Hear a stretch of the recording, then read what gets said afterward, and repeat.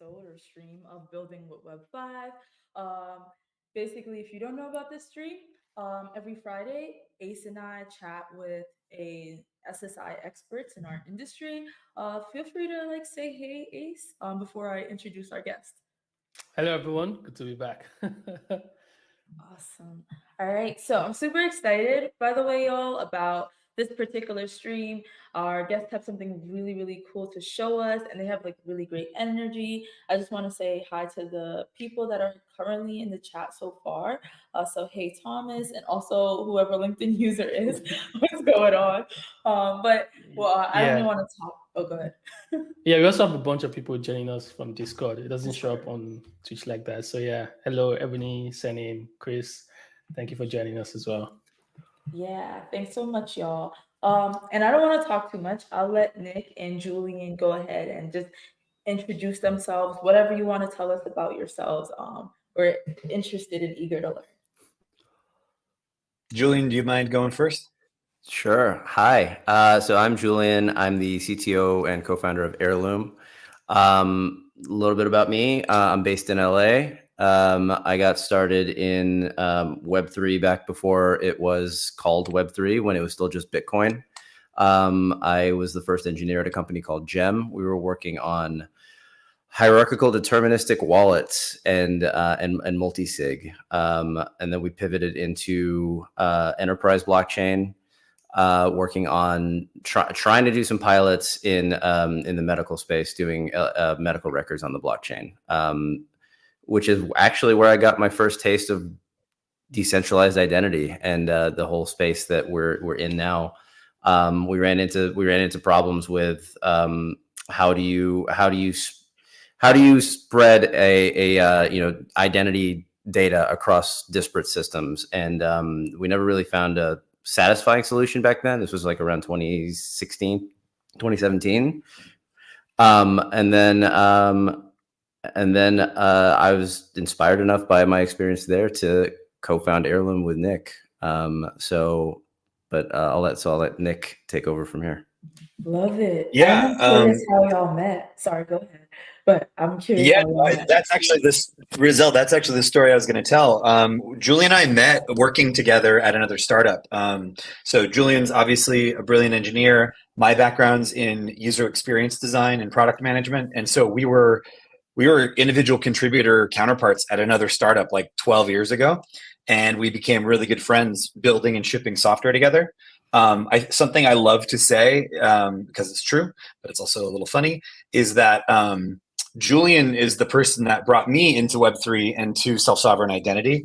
I started my worldview off as a big blockchain and SSI skeptic, and it was through Julian very patiently walking me through fundamental concepts and kind of breaking down the power of decentralized ledgers.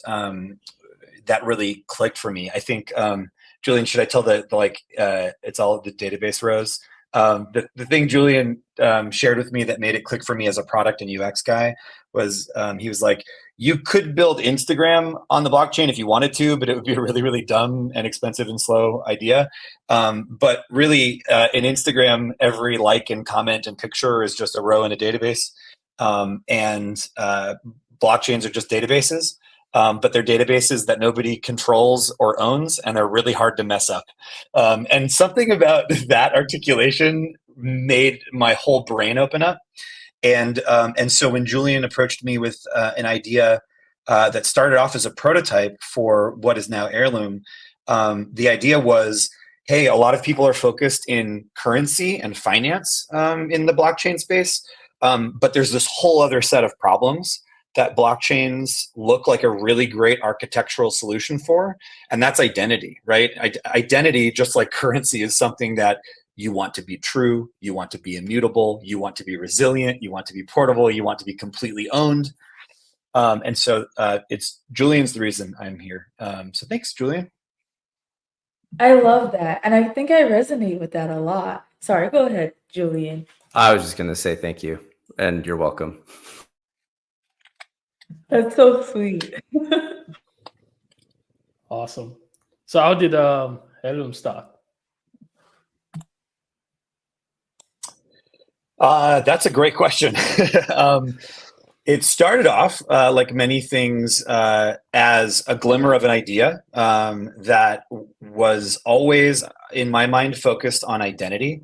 But Julian and I have been employees at early stage startups, and we've founded early stage startups before. And when you get your butt kicked enough times out in the startup land, you learn really quickly that like your perfect little cute ideas as to how things should work really do not survive exposure to the real world very often. And so the game that we're all playing is how do we get our ideas as fast as possible into the market and then learn all the reasons why it's a bad idea as fast as you can, and then rinse and repeat until something's left that looks like a good idea or someone wants to use. So if I'm being very honest, and this makes me feel a little feels a little cringy now, but this started off as an idea for tokenizing literal like copies of diplomas as NFTs, right? The idea is like non-fungible tokens are this great technology, and there's this thing that like looks like it could be a bitmap. It's like it looks like a picture. It's really valuable. You pay hundreds of thousands of dollars to go to a good university. So why don't we make NFT diplomas? And there are a handful of reasons why that's a terrible idea. But we didn't know that at the time. So we went out to the market and we like pitched this idea, and the first university to say, hey, yeah, we'll write you a check to pilot something and figure this out was the University of Southern California in Los Angeles. And it became pretty obvious pretty quickly that NFTs were the wrong solution for a couple of reasons. One, if USC woke up and one day and a degree in computer science was being sold on OpenSea, like that would be a big boo-boo. Secondly, as you all probably know, that depending on how the data are structured, there's a lot of personally identifiable information in a college degree.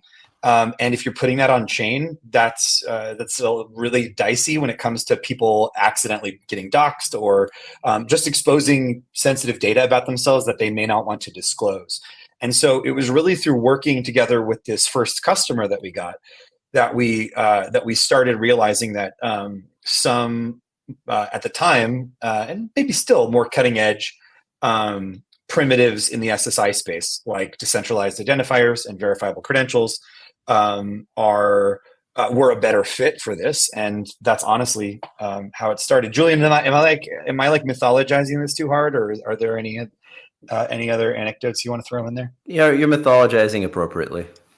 There's some mythologizing in there, but it's good. No, I think it's a pretty accurate description of how we got started. And yeah, like I said, I had gotten a taste of decentralized ID when it was still kind of a nebulous concept a while ago, and it wasn't until we were working in the space where we were originally looking at NFTs and realizing what a bad fit they were that I remembered. Oh, I wonder what's going on with the decentralized ID people and what they've been working on, and it was actually kind of perfect timing because when they were talking about it back in 2016, it was the specs were very bare bones and very, very high level, and they were not ready. But when we were working on the degree stuff back in early 2022, I looked back into it and I was like, wow, there's a lot that's happened since I was here. And yeah, in fact, version 1 came out. The version 1 spec from the W3C came out that summer, right? I think it was that summer or like that spring or something like that. And it was like, wow, so this is now a fully baked spec.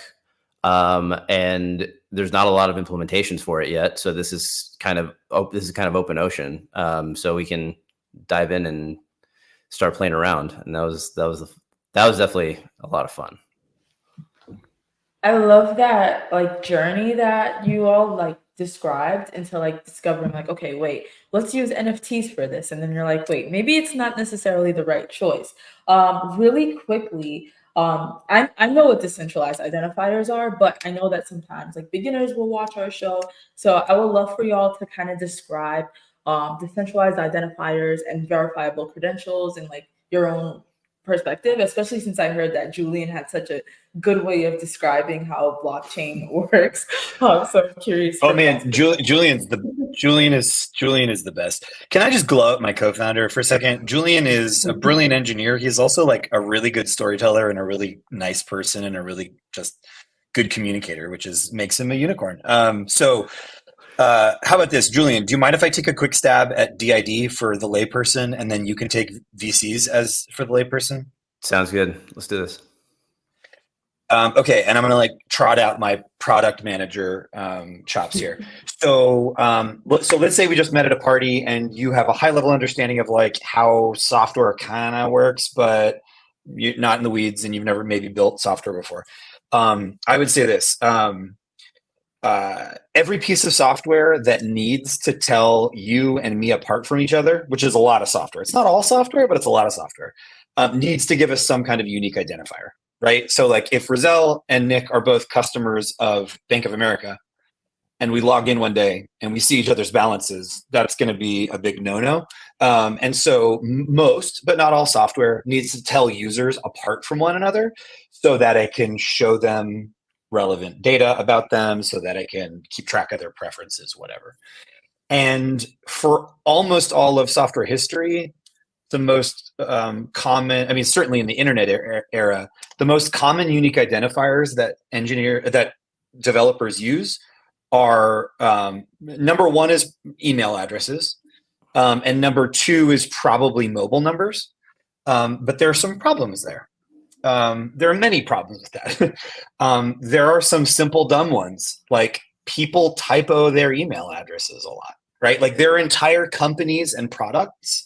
Like I'm not going to name check them because I haven't used them in a while, but like there's an API you can pay for as a developer just to make sure when I type my name at gmail.com, I'm not actually typing an N at the end of that string. I'm typing an M at the end of that string, right? So like that's a common problem. Another one is that you need some sort of secret to make sure that someone's not pretending to be me with my email address. That's usually a password. But passwords are often guessable or they're leaked online, et cetera, et cetera, et cetera. And then mobile number is very similar. People can intercept your SIM card. There are a lot of ways in which these unique identifiers are like Band-Aids on a problem, right? It starts off with good intentions and then it goes haywire. And before you know it, all your info's on the dark web and you can't order snacks on Grubhub. So, and that would be a sad day. Decentralized identifiers, sorry, that was a big long wind up. Decentralized identifiers are a newish kind of unique identifier. It's just a bunch of numbers and letters, but they're registered on a blockchain, or they can be registered on a blockchain. They can be registered elsewhere, but I tend to prefer them on blockchains. And as long as the blockchain exists, that identifier will exist, and the proof of the date and the time and the validity of that identifier will exist on the ledger. And I think the coolest part is that depending on how it's architected, what we do is we give the private keys to the individual that owns that identifier, which is very different from your Gmail address or your mobile number. You don't really own those things. And by accident or on purpose, you can be separated from those things. In fact, when I do talks, I often ask the question, raise your hand if there's an important piece of information that exists in an email inbox, maybe from a former employer, maybe from a university you don't go to school at anymore, that you no longer have access to because you're not affiliated with that organization, right? That's exhibit A of why you might want to own and control your identifiers throughout your life, right? So, man, that was long-winded. Decentralized identifiers tell you apart from me in a new way that lets me own my own portable identity and use it in software. That was a little rough. I'm gonna hand. No, that was great. I thought that was great. I'm gonna steal the email transition from you when I talk to people about it. I thought that was a great example because after not working at GitHub, all my Black Girl Bites at GitHub stuff, it's all gone. So go ahead, Julian. Yeah. So I'm gonna talk a little bit about verifiable credentials, and my description is not going to be nearly as smooth as Nick's. He's much better at talking off the cuff than I am. But so the way I think of the distinction between decentralized identifiers or DIDs and verifiable credentials or VCs, I think of them in terms of authentication and authorization. So authentication, like Nick was talking about in software, it's concerned with identifying yourself to the software. Who are you? Like distinguishing Nick from Rizel, from Ace, from Julian. And then another piece of this, which is a confusingly close word to describe a different concept, is called authorization. So now that I know who you are, what are you allowed to do? What are things that you're allowed to do in this system? VCs, there's not a one-to-one mapping, but this is a way that I like to describe it, is that DIDs are authentication, VCs are more like authorization. So a verifiable credential is basically a packet of data that is cryptographically signed and tamper-proof, and it contains what are called claims, which are just pieces of data about a subject. So and then it has an issuer that it is signed by, and then you can prove that it comes from that issuer. So to use a concrete example, an issuer could be a university. So I went to the University of Southern California and I got a computer science degree. So USC could issue me a credential as an issuer that says, with me as the subject, with my decentralized identifier as the subject, saying graduated class of 2010. I'm dating myself here too, so that's fun. Class of 2010, computer science, bachelor's of science, University of Southern California. And then they can sign that using a key from that belongs to their decentralized identifier. And then at any point, because there's also a DID that is the subject of it, that is my DID, and I have the private key that represents that DID, I can present that to, let's say, an employer who wants to know for sure, like, I'm not lying about my degree. It really came from the University of Southern California. I can wrap up that verifiable credential into a presentation. I can sign it with my own private key, and then present that whole packet, where that contains both a signature from the issuer, a signature from the subject, to a verifier who can independently look up all these keys, all these public keys, verify that the signatures are valid, and then it came from the issuer that I say it came from, and then and trust that it's genuine. That's a verifiable credential in a nutshell. Yeah, like I said, not quite as good off the cuff as Nick is. No, I think one time Julian and I were.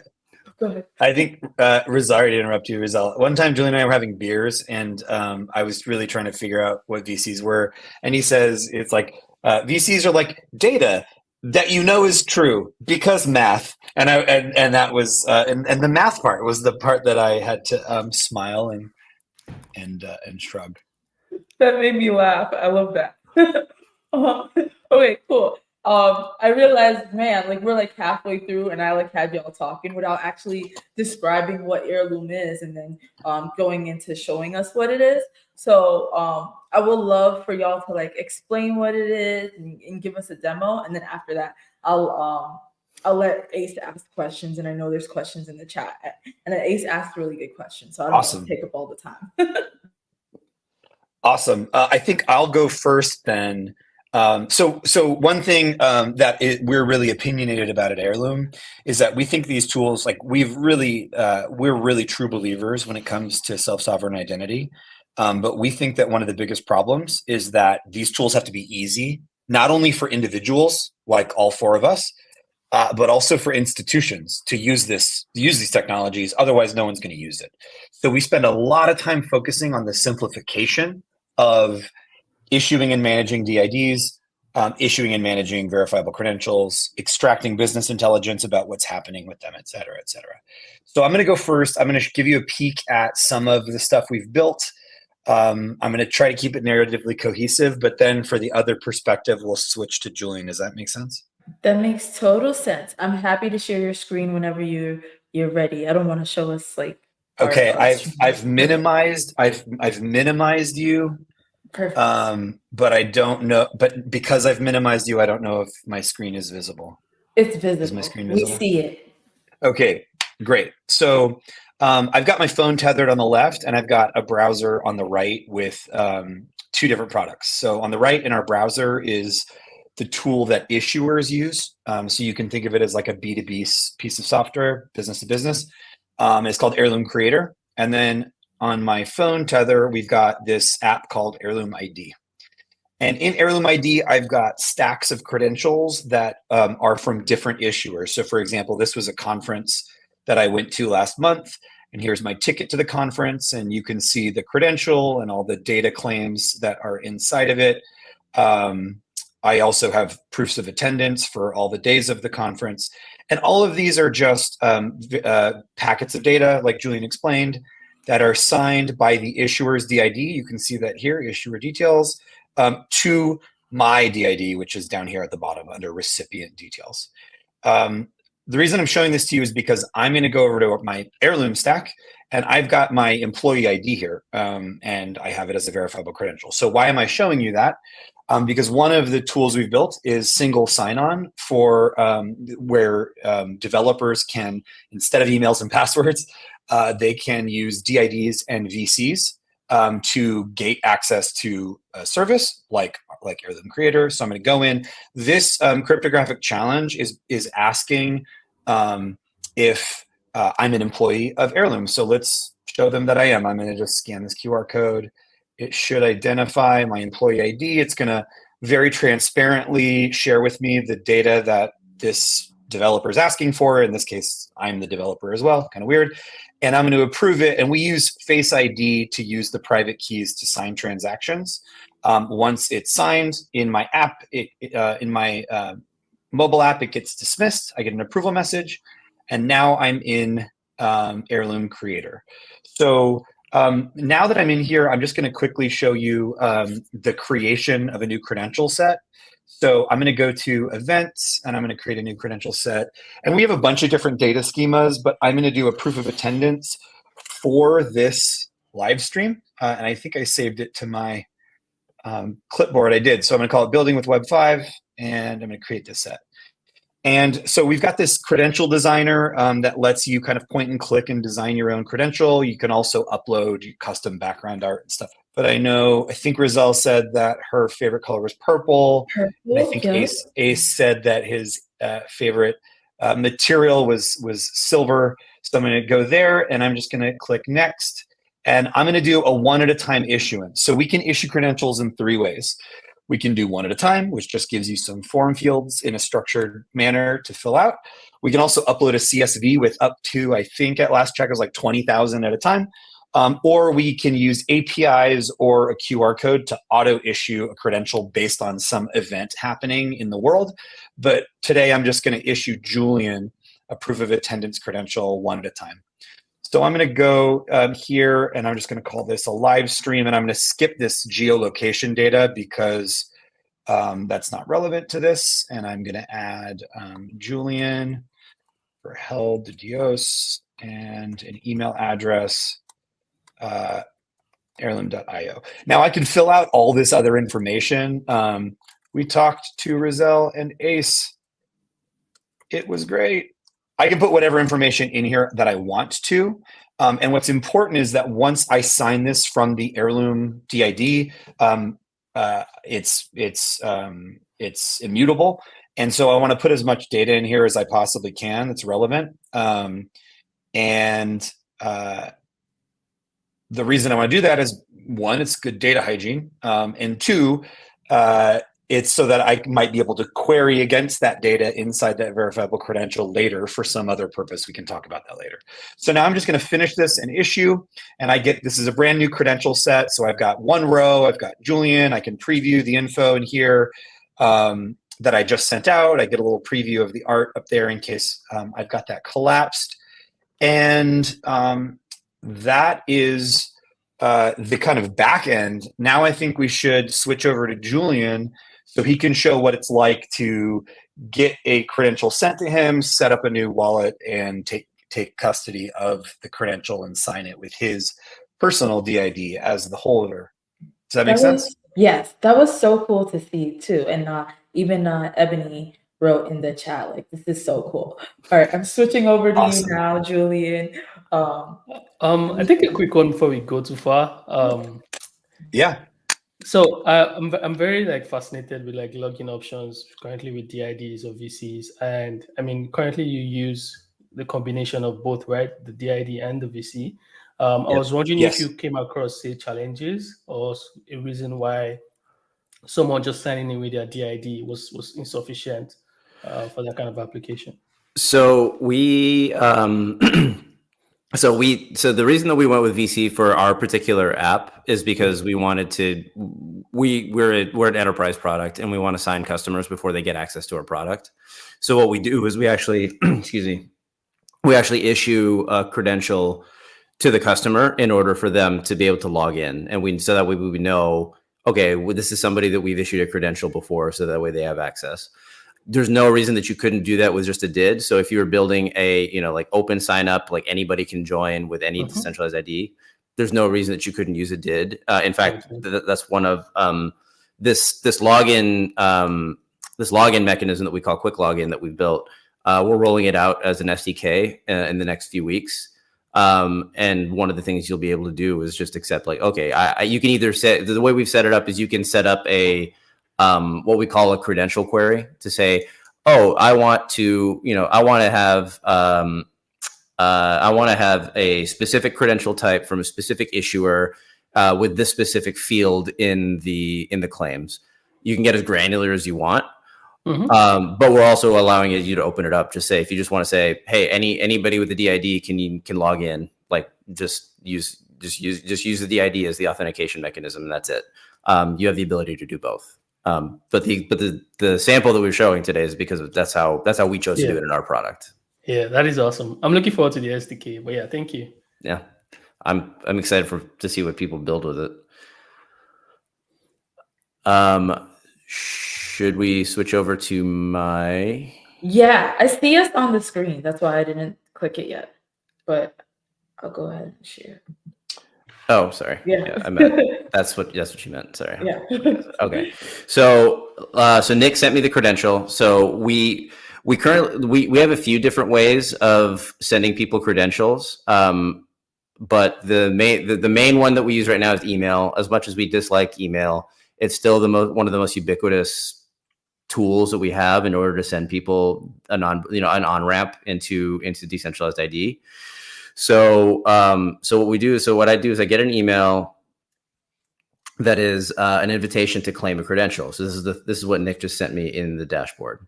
So what I'm going to do is it says it's an attendance credential. It's issued by Heirloom. And then if I have iOS 16.4 or higher, then I can claim it on iOS by clicking this button. So I'm going to go ahead and click that button. And it's going to pop me into App Clip. And I'm going to click View App Clip. Oop, I haven't set up my wallet yet. So let's get set up with Heirloom. So it says here, it's like Nick said, we use the secure enclave on iOS devices to secure the private keys. So here we're just going to allow the app to set up Touch ID to encrypt, to generate the key, encrypt it, and then get my decentralized ID set up. So we're walking through the setup here.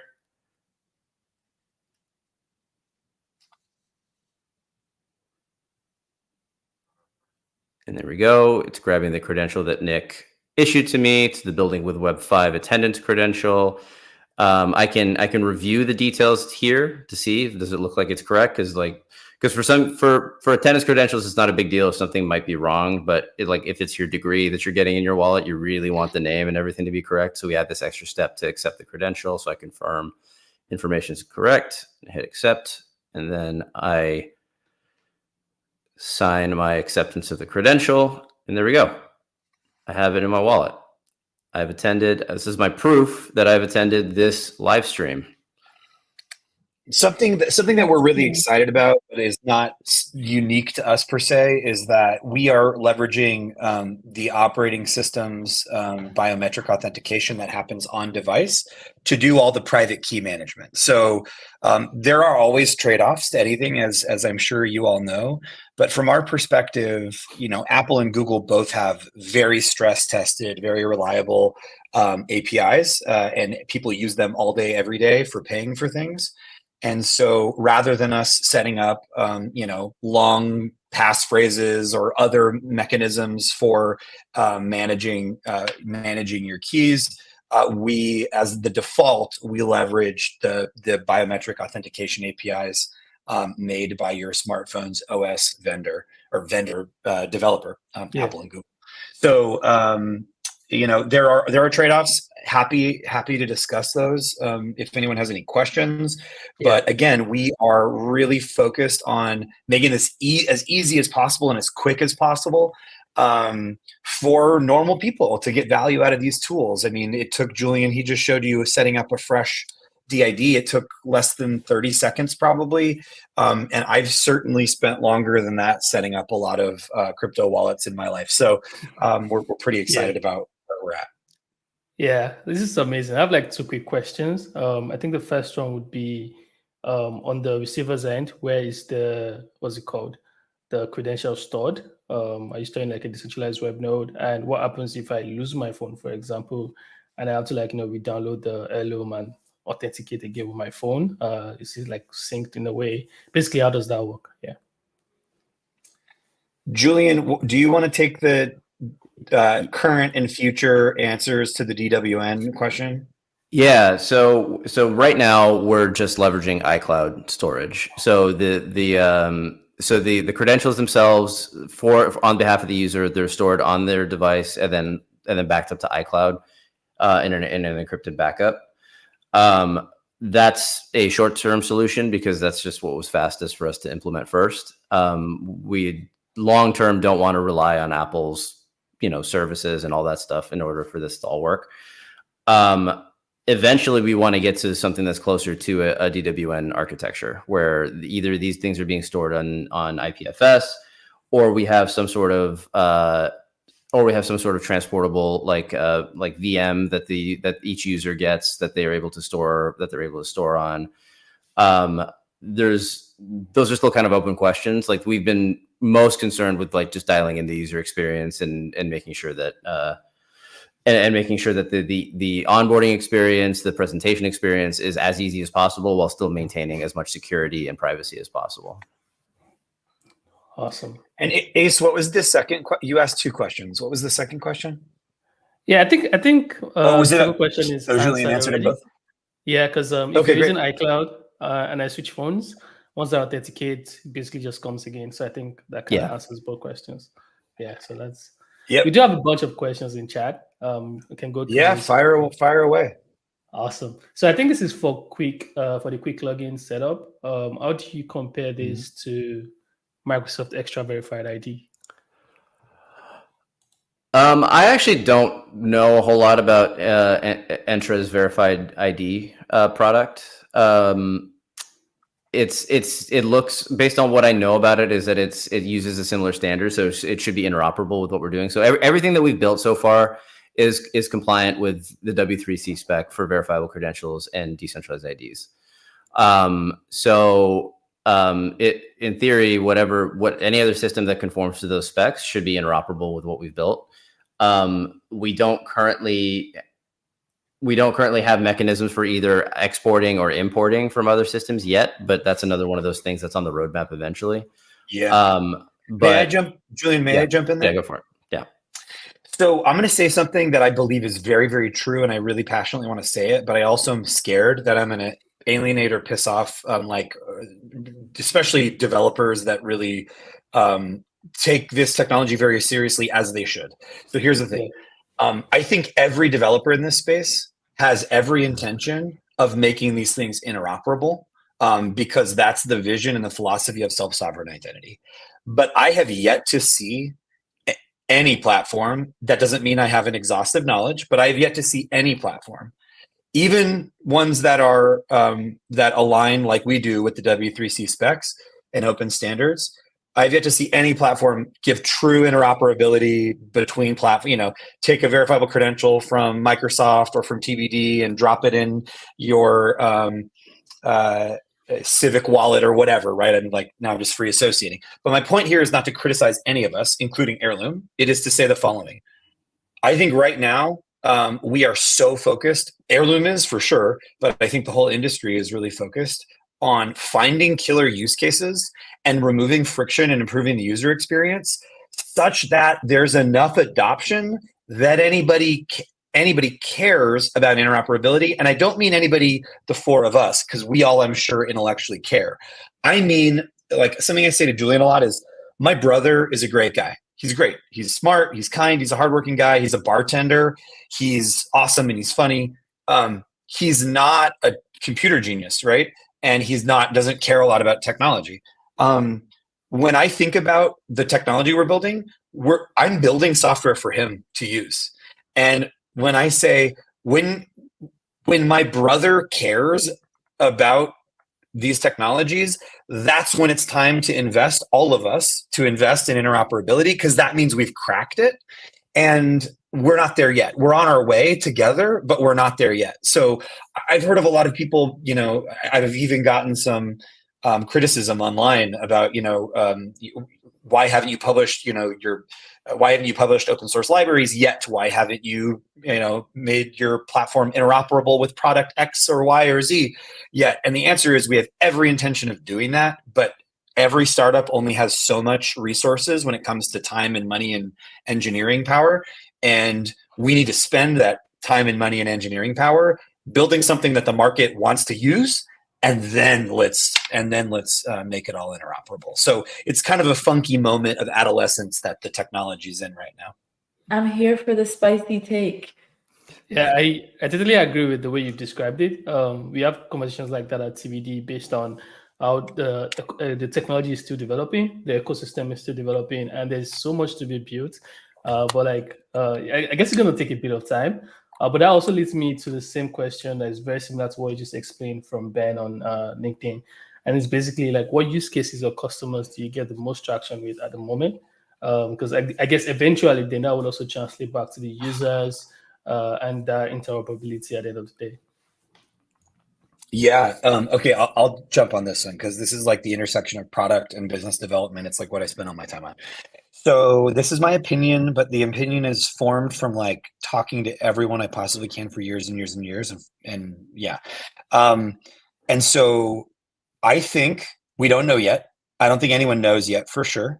But I think the shape of the shape of the answer here is going to be any workflow. I'll address this to Ben. Ben, any workflow that involves networks, which is a lot of workflows, right? Network effects, where there's more than one person interfacing with a piece of data that can be represented as a verifiable credential. And this is the key here in my framework, and where end users currently find themselves repeating themselves a lot. That's, I think, really the key. Any use case where an end user is repeating themselves a lot, what might that look like? I'll just give you a couple examples. I might repeat myself a lot when I go to a conference and I want to exchange my contact information with Rizel and Ace and Julian because we became friends and we want to hack on something together. I'm going to verbally or digitally tell you my phone number or my email address over and over, and my Twitter handle over and over and over again. When I apply for jobs, I'm going to I'm going to type my degree and my year and my GPA into a stupid form over and over again 500 times while I'm applying for jobs. Those are just two obvious use cases where the custody of a verifiable credential and verifiable data within the credential that I can then take and I can theoretically plug in into a bunch of workflows with a bunch of different counterparties, a bunch of different vendors over and over and over again, right? Think about the degree use case. I might want to take that degree and I might want to plug it into LinkedIn. And then I might want to turn around and plug it into Indeed. And then I might want to plug it into Gusto when I get hired for a new job to onboard into my new role. So bank account information, credit card information, these are instances where people are repeating themselves a lot. And anytime you repeat yourself, at best, you're wasting someone's time. And at worst, you're opening the door to user error or fraud. And these are the problems. These are the shapes of the problems that I see that these technologies can really revolutionize. But it's still the top of the first inning, and we've got a long way to go as an industry. Yeah, I think one thing just to add to that is also, aside from like plugging in data or like just verifying claims, Angie has a recent use case where you have to just confirm like, hey, did you go to the school? Hey, did you are you old enough to buy alcohol? Like, you don't necessarily need to share your age or your graduating honors, but like just validating that yes, this claim is true. I think that is also one of the interesting use cases for it. Yeah, and I just wanted to quickly, before you move to the next question, just say hi to Ben, because he's our coworker. He's the tech partnerships lead. So, hey, Ben, thanks for tuning in. Thanks for the great question, Ben. Thank you. I think we have another one. I guess it's kind of the same question. What's the current target for you? Yeah, basically the same question, I guess. Awesome. I don't know if I'm clear on what it means, what the current target use case or target industry of those options. I don't know if I understand. Maybe our customers too. Like what? Yeah, what this is the customers are we B2B saying? end. Yeah, like colleges that you already work with, like ESC. Like, yeah, I mean, right now, most of our customers are either education institutions or event organizers.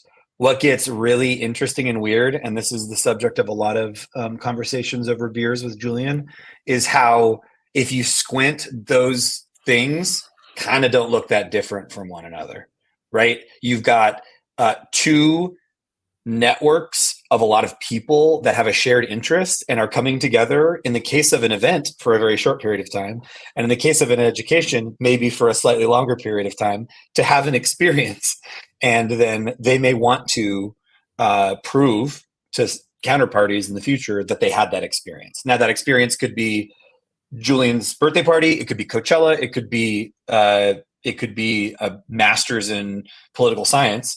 But those are all experiences that are the emergent properties of a network coming together temporarily or permanently. And I think that's probably enough trippy philosophizing for one call. I'm going to stop myself. We do have a question from Discord. I can't put it on screen at the moment, but basically the question is, I would like to know from Nick and Julian whether or not their SSI solution is based on Hyperledger tech. Besides, how do you envision the use of zero knowledge proof or selective disclosure on your platform? I think I'll take this one, Nick. Oh. So no, we're not using Hyperledger. So we're on Polygon at the moment. So we support the DidEther method on using the registry that's on Polygon.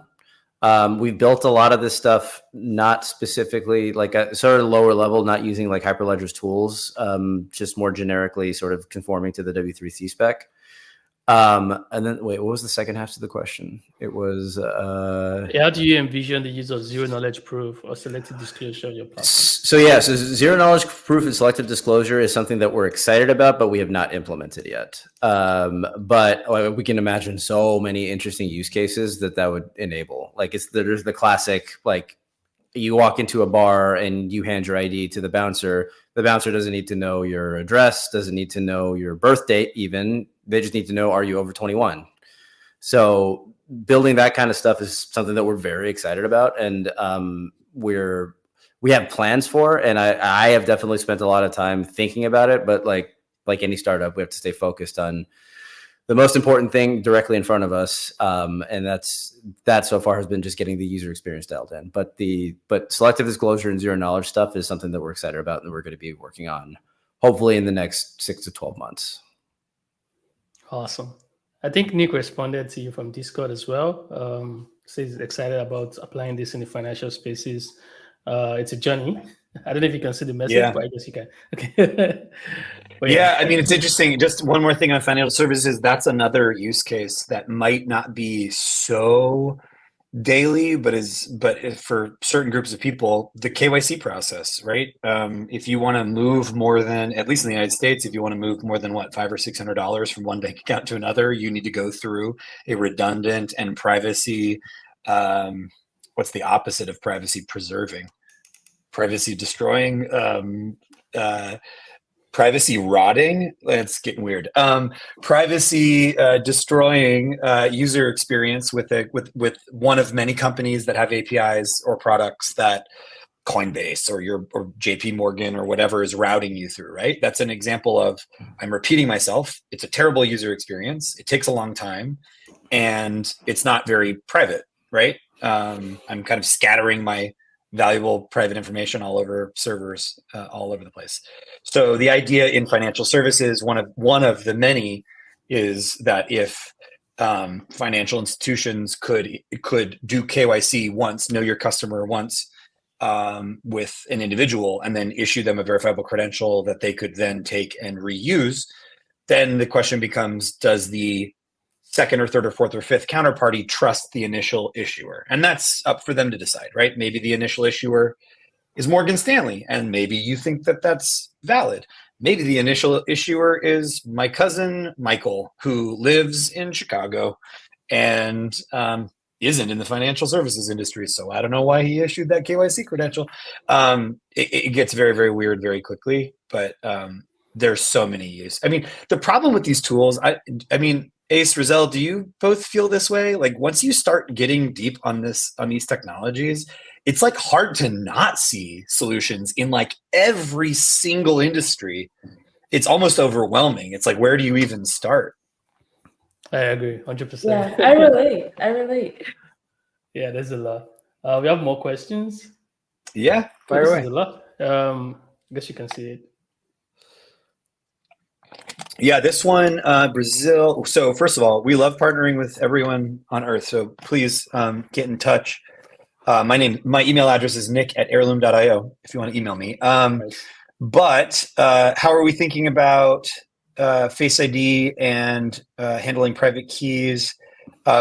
Julian, I want you to handle that, but I also want to give context to people that don't know. Brazil's doing some very interesting stuff, and I might get my details slightly wrong here, but there was either a law proposed or passed, it might have just been proposed recently, that would, for example, put not only state-issued state-issued IDs on chain, but also vehicle identification, like VIN numbers, vehicle identification numbers.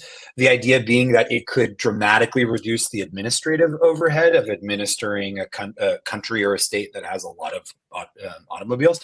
And I mean, if you just think about the last time you needed to like change your address with the DMV, you know how at least time consuming, if not expensive, that was. So that's something Brazil, I've been reading about Brazil innovating a lot in this space. Julian's probably the better person to handle Face ID and private key cryptography. I'm not sure I fully understand the question the way that it's written, but I'll take a stab at it. The way that we use Face ID and more specifically the secure enclave on device is purely so we basically just generate a seed for a private key.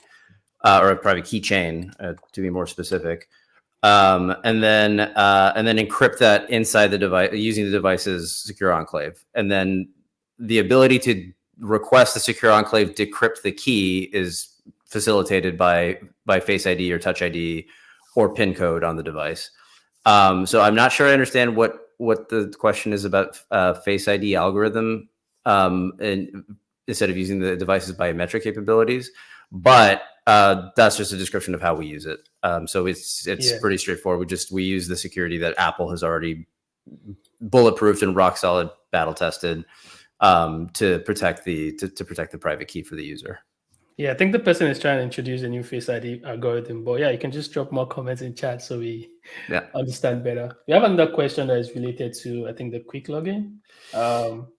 And I don't know if you've seen this, but it's basically asking. Oh, is it the? Yeah. Yeah. Julian, do you mind if I take a pass at this? Sure, go for it. So yeah, I think my understanding is that it's a pretty old concept in cybersecurity. It's actually three factors: something you have, something you know, and something you are.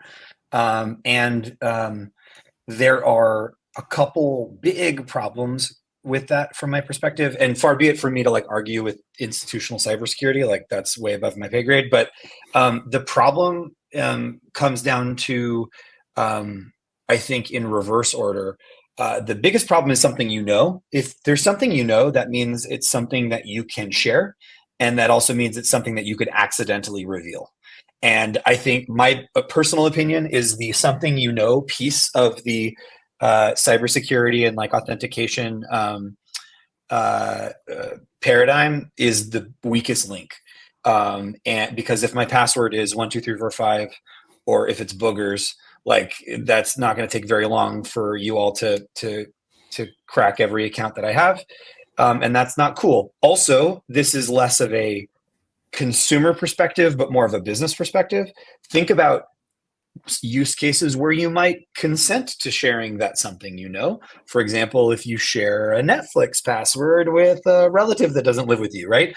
That might be something you do.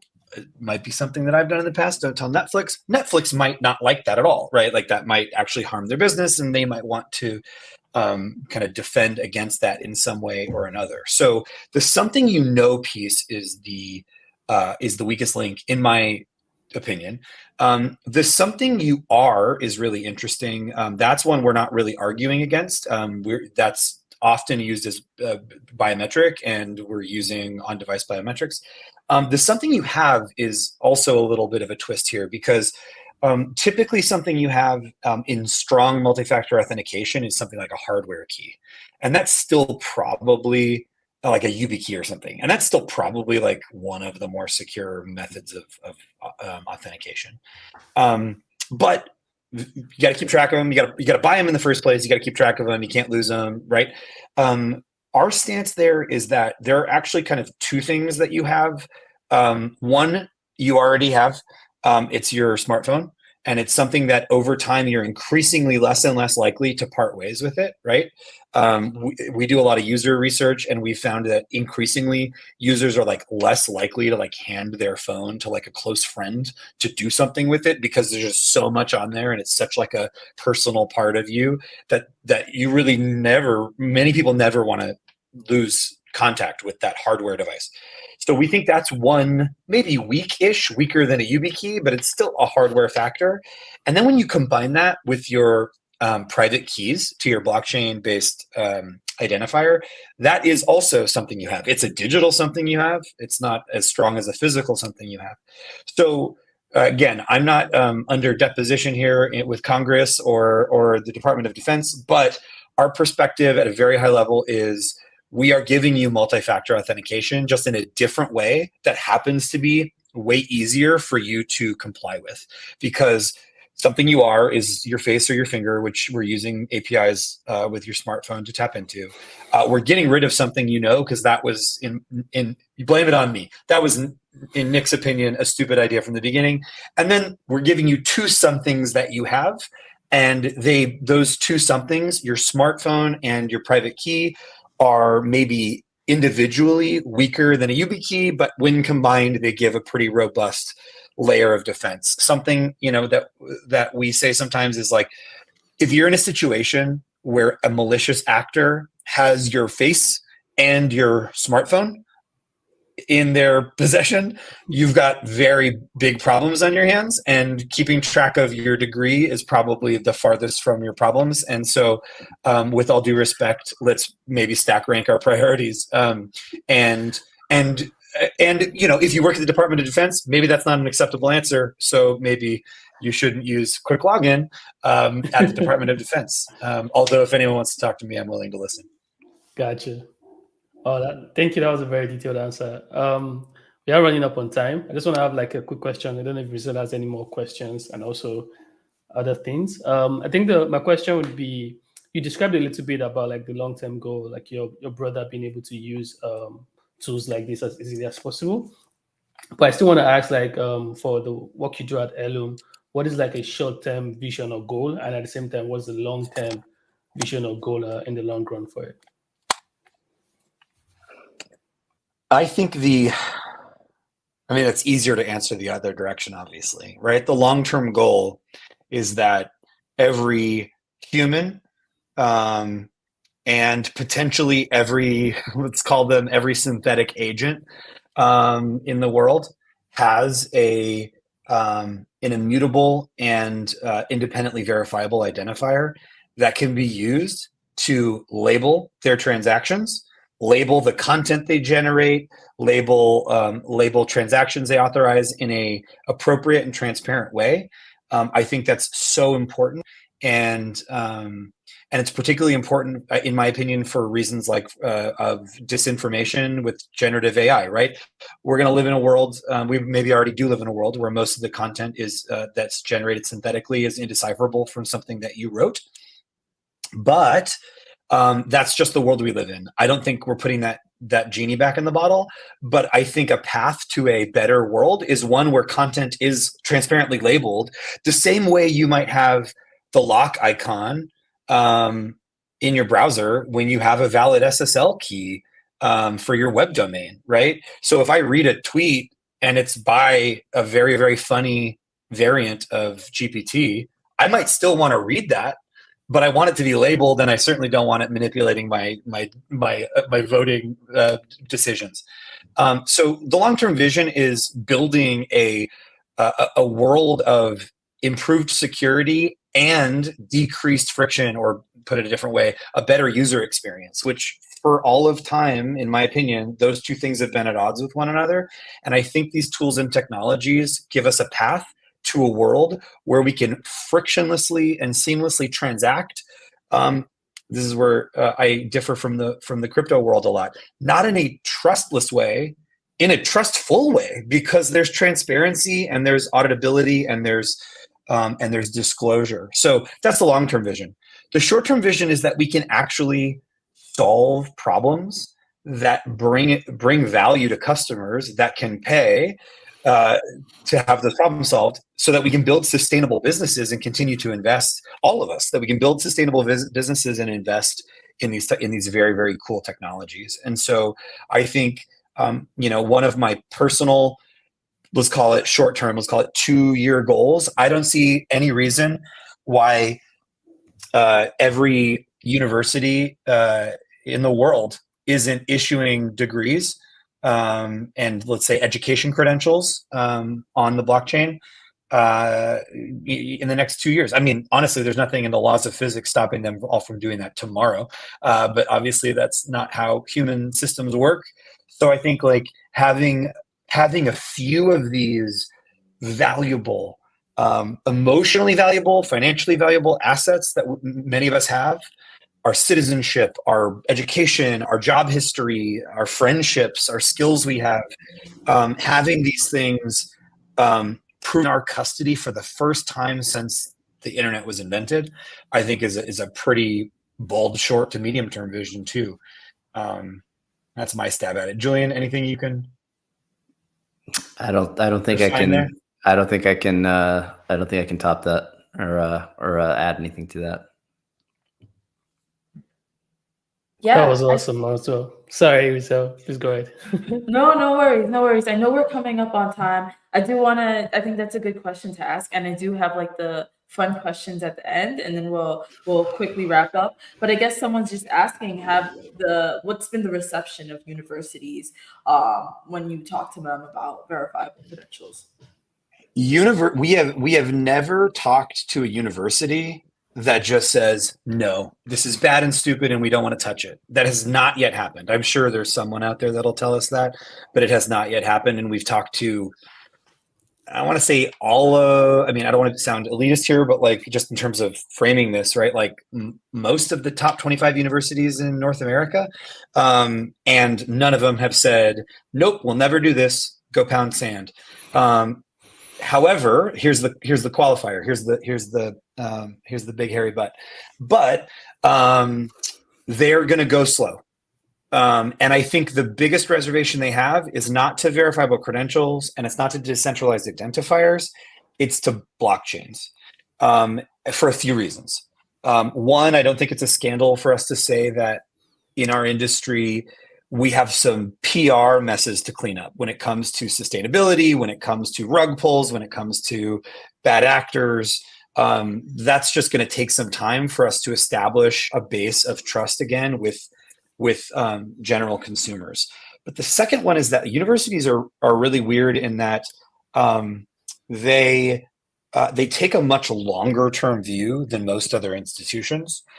We had a call with a very old university in the UK, and the very memorable administrator on the phone said to me, I can go to our archives and pull a degree that is written on sheepskin from the 13th century. Can you assure me that a blockchain will last for the next 700 years? And my honest answer to her was, no one can assure you of that. I think blockchains are maybe the first technology since sheepskin that plausibly could last that long, depending on a lot of things. But only time will tell. So there's this really interesting mixture of in higher ed of these like countervailing pressures of a